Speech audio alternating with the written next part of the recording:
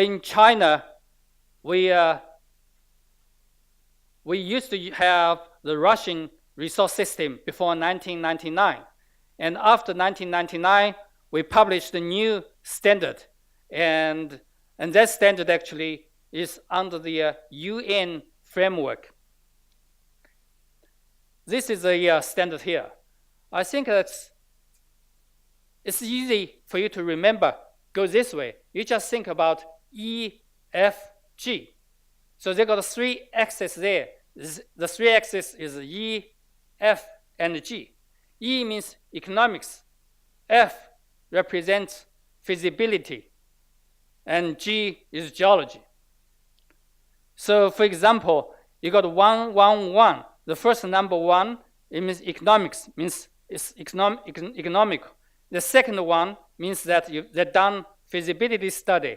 And the last one is that the resource is the measured category. In order to raise the capital in the overseas financial market, we have to convert the Chinese resource into internationally recognized stand like JORC category. So here I just present a table show you the comparison. The first column is the JORC category in the order of decreasing confidence. The resource is measured, then go to indicate, inferred, and then exploration target. If we compare this with the resource before 1999, it will correlate to the resource category A and B. Indicated will go to resource C, or you see the C1 there. Inferred will be related to D, and exploration target will relate to the category E. But if we want to compare with the new system after 1999, the measured will be related to 331, indicated to 332, inferred to 333. And 334 is exploration target. In JORC, we cannot report 334. And this is actually the table there to show you the reserve. Just to give you the idea, resource actually is more or less related to the geology, and reserve is related to the engineering studies. So you do the exploration first, you got a resource there.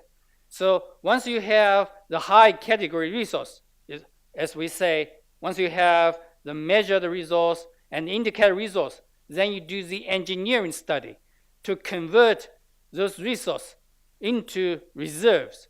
So the measured resource will be converted into proved reserve, and indicated can be converted to probable reserve, and inferred resource cannot do the conversion at all. So in order to convert inferred to reserve, you have to do more in-field drilling.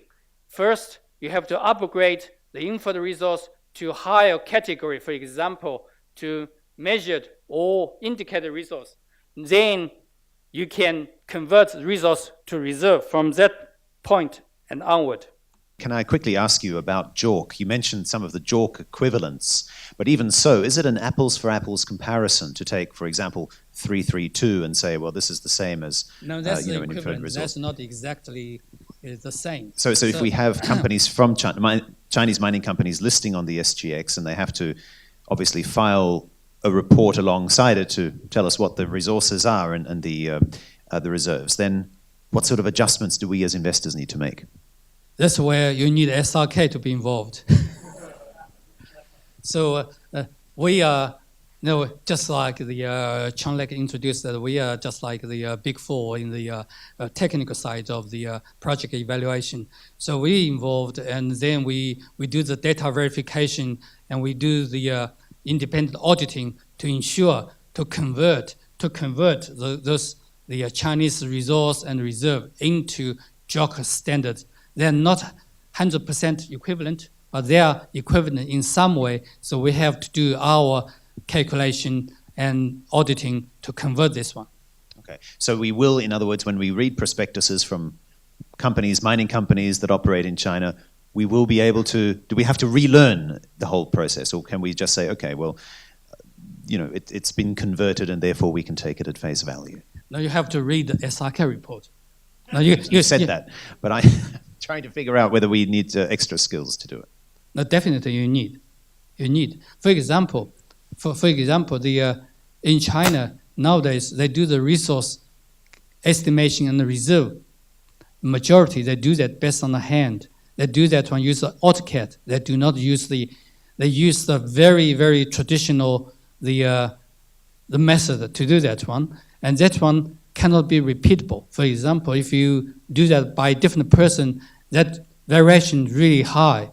But for the international consultant, for example, like SRK or someone else, we have to digitize all the information into the computer. Then we use international recognized software there and to do this kind of estimation, so that everyone will do it, will have pretty much the same numbers of the resource and reserves.